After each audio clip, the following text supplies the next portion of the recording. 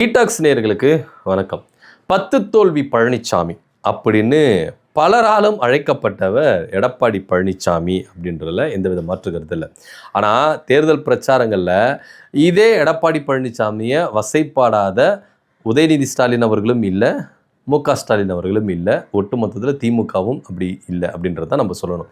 ஏன்னா அந்த அளவுக்கு எப்படி வச்சு செய்யணுமோ அப்படி வச்சு செஞ்சாங்க அதிமுகவையும் எடப்பாடி பழனிசாமியும் அப்படின்றது நம்மளுக்கு எல்லாமே தெரியும். இந்த 2026 சட்டமன்ற தேர்தல் களம் அப்படின்றது வந்து பார்த்தீங்கன்னா, ஒரு பக்கம் டிவிகே என்ன பண்ணாங்கன்னா, இங்கே 2 பேருக்கு தான் போட்டி, ஒன்று டிஎம்கே இன்னொன்று டிவிகே அப்படின்னு கூவிட்டு இருந்தாங்க. இந்த பக்கம் திமுக என்ன சொன்னாங்கன்னா, இது டெல்லிக்கும் தமிழ்நாடுக்குமான தேர்தல், என்டிஏ கூட்டணிக்கும் திமுகவுக்குமான தேர்தல் அப்படின்னு என்ன பண்ணாங்க, ஓப்பனாக அனௌன்ஸ்மெண்ட் பண்ணாங்க. இந்த பக்கம் எடப்பாடி பழனிசாமி என்ன சொன்னார்னா, இங்கே 2 பேருக்கு தாங்க போட்டி, ஒன்று ஏடிஎம்கே இன்னொன்று டிஎம்கே அப்படின்னு சொல்லிட்டு என்ன பண்ணாங்கன்னா பேசினாங்க.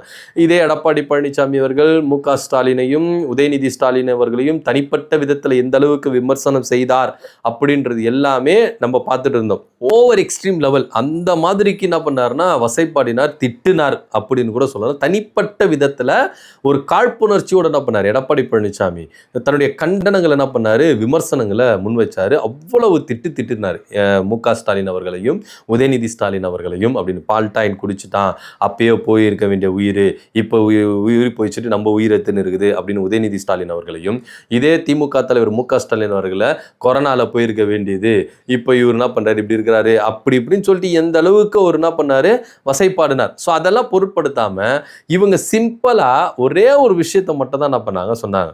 தவழ்ந்து போயிட்டு என்ன பண்ணார், பாதம் தாங்கிய பழனிசாமி 10 தோல்வி பழனிசாமி. இந்த 2 விஷயத்தை கொண்டு என்ன பண்ணார்னா ஒட்டுமொத்த அதிமுகவையும் எடப்பாடி பழனிசாமியும் அந்த அளவுக்கு அட்டாக் பண்ணாங்க. எடப்பாடி பழனிசாமியை குறித்து உதயநிதி ஸ்டாலின் அவர்கள் ஒரே ஒரு ஃபோட்டோ, இந்த ஒரு ஃபோட்டோ எடுத்து 234 தொகுதியும் போயிட்டு என்ன பண்ணார், கலக்கலக்கு வந்தார்.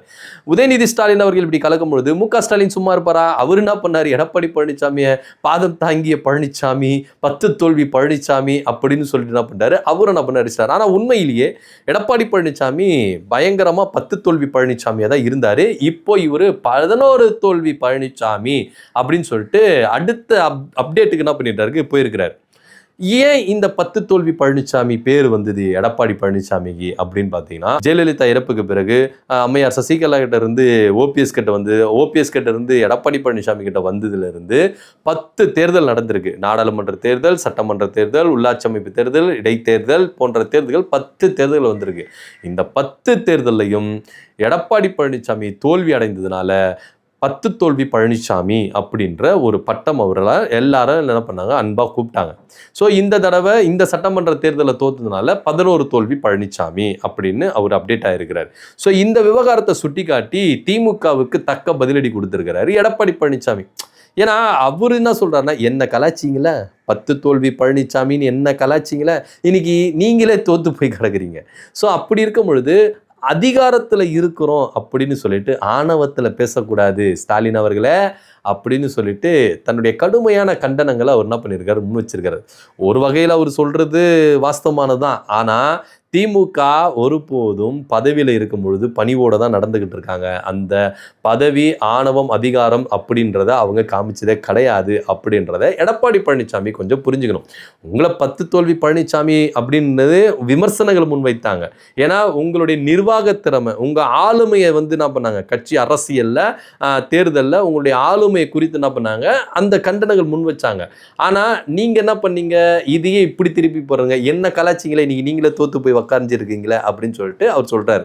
ஸோ அடுத்தபடியா தாவேக்காவுக்கு என்ன பண்ணியிருக்காரு, கண்டன அறிக்கை கொடுத்துருக்கிறாரு. இங்க பாருங்க ஆதவர்ஜனா, அதிகாரத்தில் இருக்கிறோம் அப்படின்னு சொல்லிட்டு பேசாதீங்க. இந்த அதிகாரம் நாளைக்கு எங்களுக்கு வரும், எங்களுக்கு வந்துட்டா கொஞ்சம் யோசித்து பாருங்க. ஏதோ லாட்டரியில் ஒரு மாயாஜால மாதிரி என்ன பண்ணியிருக்கு, உங்களுக்கு அடிச்சிருக்கு.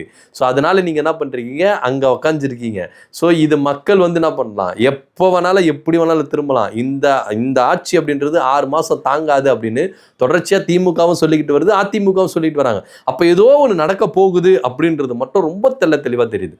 ஸோ இவ்வளோ விஷயங்கள் இருக்கும்பொழுது தாவேக்கா ரொம்ப கர்வத்தில் ஆடுறாங்களோ, ரொம்ப மமதையில் பேசுகிறாங்களோ அப்படின்னு. ஏன்னா திருச்சி கிழக்கில் விஜயோடைய பேச்சும், ஆர்கே நகரில் ஆதவர்ஜனாவுடைய பேச்சும், பல பேச்சுகள் என்ன பண்ணுதுன்னா, இது ஆணவத்தின் உச்சம், அதிகாரத்தின் மோதல் அப்படின்ற மாதிரி தான் இங்கே என்ன பண்ணுது, காட்டுது.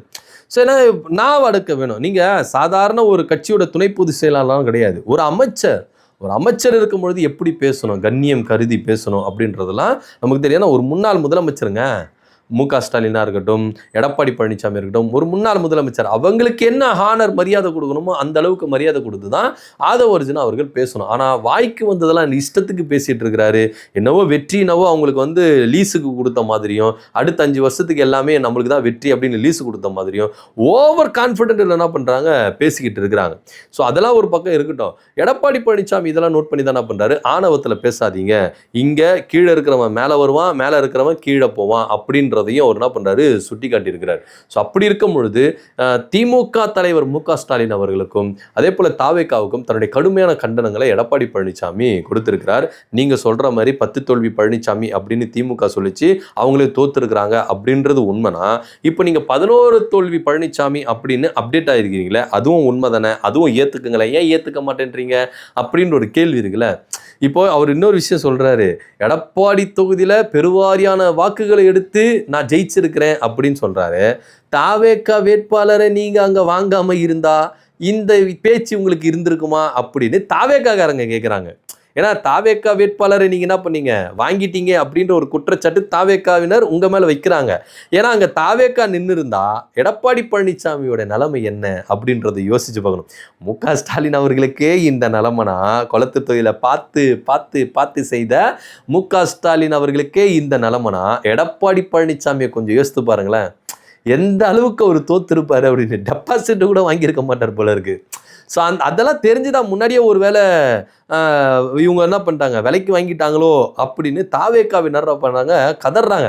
சே, நம்ம ஒரு டம்மி வேட்பாளரை வேற ஒருத்தர் போட்டுருக்கணும்பா, அவர் இல்லைன்னா இன்னொருத்தரை வச்சு என்ன பண்ணிருக்கலாம், ஈஸியாக நம்ம ஜெயிச்சிருக்கலாம், எடப்பாடி பழனிசாமி வீட்டுக்கு அமைச்சிருக்கலாம், பேக்கப் பண்ணி வீட்டுக்கு அமைச்சிருக்கலாம். ஏன்னா நீங்கள் வந்து பாருங்க, அவர் தோத்துலேருந்து இன்னைக்கு பெரும்பாலான அதிமுகவை என்ன பண்ணுறாங்க, தாவேகாவுக்கு வந்துட்டாங்க.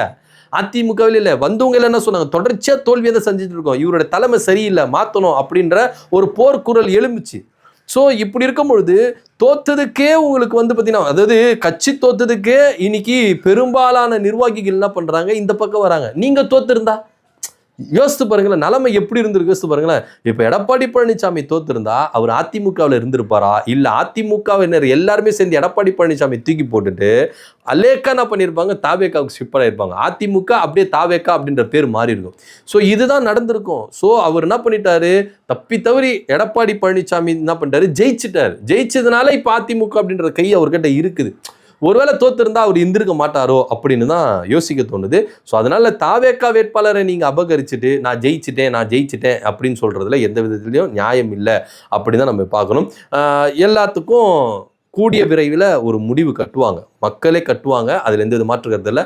இது தாவேகாவுக்காக இருந்தாலும் அதிமுகவுக்காக இருந்தாலும் மக்கள் பார்த்துக்கிட்டு இருக்காங்க ஒவ்வொரு விஷயத்தையும். ஸோ அவங்க முடிவெடுப்பாங்க. இப்போ தாவேகாவின் மேல அதிகமான அதிருப்திகள் மக்கள் இப்போதான் தெரிஞ்சுக்கிறாங்க.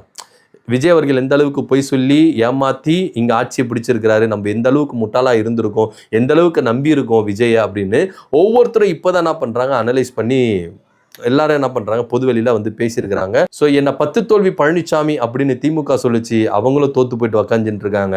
இன்னைக்கு நீங்கள் எங்களை கிண்டல் பண்ணுறீங்க, நாளைக்கு உங்களுடைய நிலைமை என்ன அப்படின்னு தாவேகாவுக்கும் அவர் என்ன பண்ணியிருக்காரு, கண்டனம் தெரிவிச்சிருக்கிறாரு. எடப்பாடி பழனிசாமி பேசுனதை பற்றி உங்கள் கருத்து என்ன அப்படின்னு கீழே கமெண்ட் பண்ணுங்கள். நன்றி, வணக்கம்.